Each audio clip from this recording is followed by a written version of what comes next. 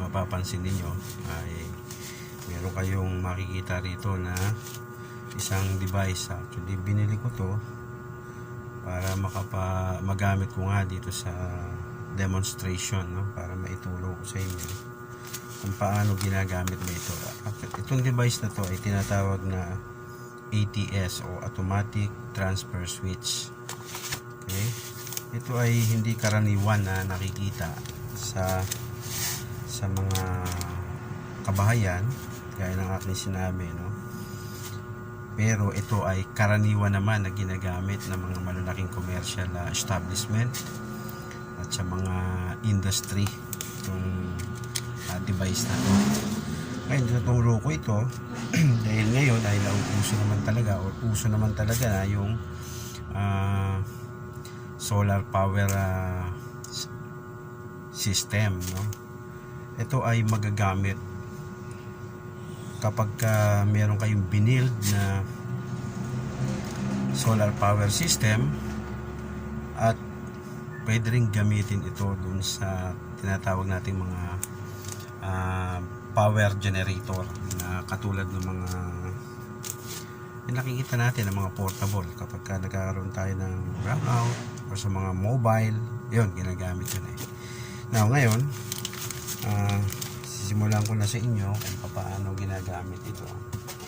Ito ay karaniwan naman kapag binili nyo ito, may karaniwan meron naman talagang wiring diagram. So ngayon, ano ba importance nitong ATS na to? Ano ang magiging role nito? Yun yung ipapakita ko sa inyo. Sa isang simpleng kaparaanan, ituturo ko kung paano ba ito gumagana, paano ito ginagamit, at isa pa, yan, ano importance nito. Sana ay matyagaan yung sundan. Madali lang naman to gamitin, madali ring i-install. Sana subaybayan ninyo yung buong video ko para matutunan ng mga beginners lalo na, no, kung paano gamitin itong automatic transfer switch. So una, may mapapansin kayo, ito may nakasulat na N yung normal power, at yung R, ito naman yung emergency power o yung backup power. Ano ang typical na naka-install dito sa o nakakabit dito sa side na to? Yun yung electric utility service provider tulad ng Meralco at ng iba pa. At ito naman sa emergency, ang naka-connect naman dito ay tulad ng mga solar nga, no? Solar power energy, electric generator, kasi pwede, yun ay ginagamit natin na pang backup sa ating electric supply which is coming from Meralco. Now, may mapapansin kayong switch dito sa gawing itaas. Ito yung switch para sa manual at sa automatic.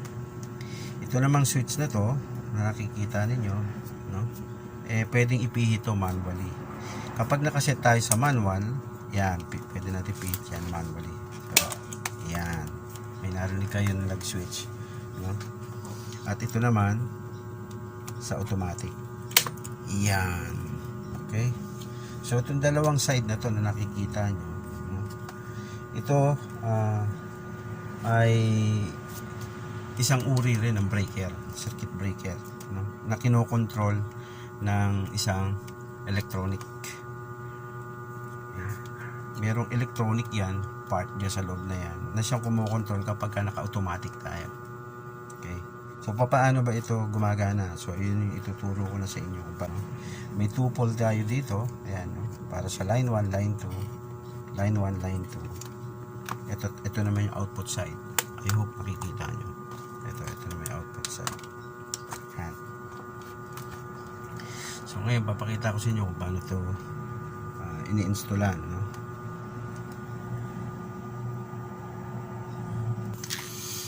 Yan, meron akong ginawa na dalawang power cable na gagamitin natin para ma-connect natin dito sa ATS. Ngayon, kung inyong mapapansin, parehas nilagyan ko ng switch para makat lang natin yung line for demonstration purposes. By the way, pagpasensyahan nyo na itong aking ginamit na kable, no? Mga undersize. Actually, ang gagamitin lang naman kasi natin na load is ilaw, no? So yun, kaya ito lang ginamit natin, hindi naman heavy load, so for demonstration purposes lang naman. So kakabit na natin to. Ang pagkakabit nito, no, since dalawang line yan, line 1, line 2, okay, dito natin ilalagay yan.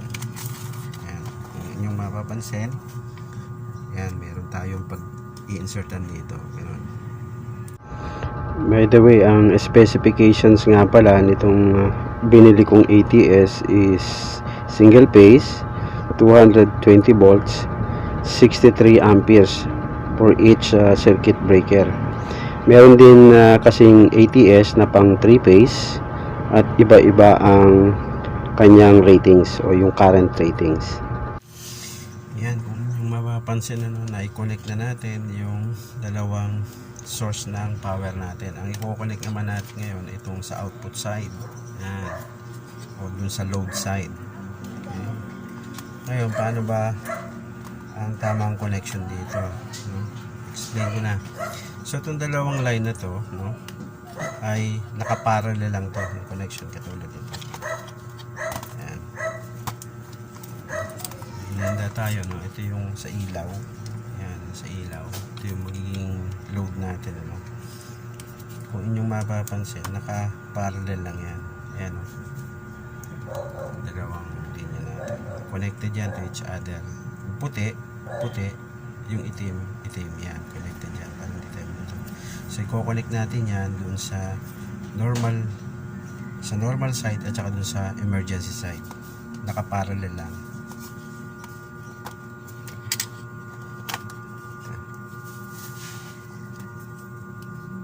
So, connect natin to rito.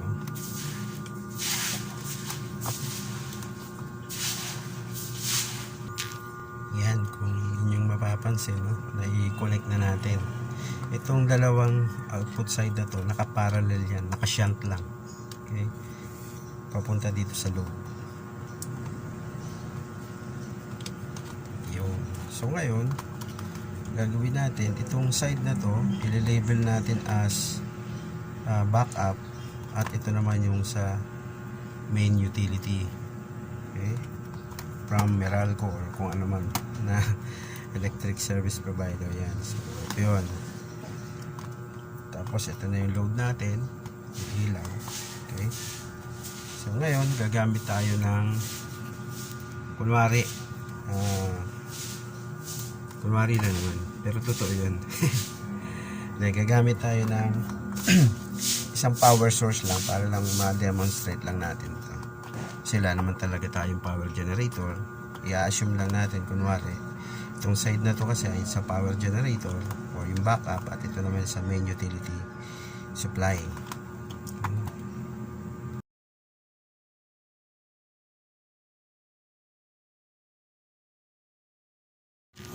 So ito na, ang gagawin natin ngayon, ipa-plug natin tong power cable na to dito sa side ng nilabel natin na by the way ng solar or portable generator. So pa-plug natin dito. Sana wag kayong ma-confuse, no, maguluhan. Gagamitin lang naman natin tong power utility na to for demonstration purposes para malaman lang natin na para silang may power. Okay? Naka-ready. So ito naman sa Meralco side. Yan. Okay? So ngayon, tingnan nyo maigi, no, ano ang magiging behavior nitong ATS, automatic switch, dahil tayo ngayon ay naka-automatic mode. Okay? So i-on natin parehas ito. I-on na natin yung Meralco side. Tingnan niyo yung load natin, kung ito iilaw. Yun, umiilaw na siya, Ngayon, i-on din natin. Kunwari, naka-ready na rin yung ating solar or power generator. Ano ba mangyayari? Yun, wala. Okay? Kasi, lagi, ang ginagawa ng ATS, priority ito. Pagka nakita niyang ready to, hindi yan magsiswitch kahit na naka-on yung iyong backup. unless since naka-on na yung ating backup, unless nawala yung ating Meralco power, so dyan mag-switch itong ATS. Yun, no? See?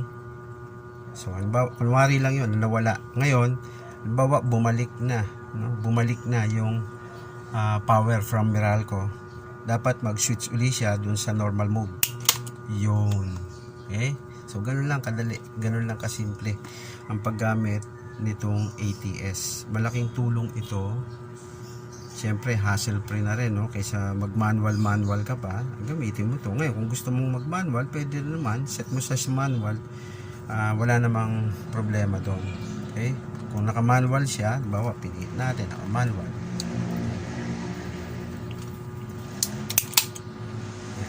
Set natin siya sa manual ngayon. Okay? So, gumagana ngayon yung ating backup. Okay? Backup. Ngayon, switch naman natin siya sa